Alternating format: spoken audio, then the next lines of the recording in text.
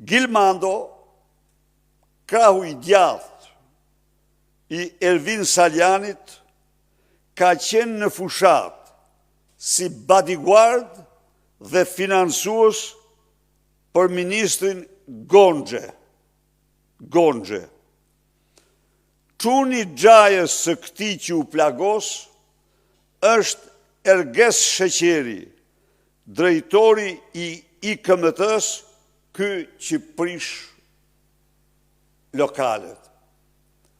Pra, e kuptoni ju, të dashur qytetarë dhe qytetare,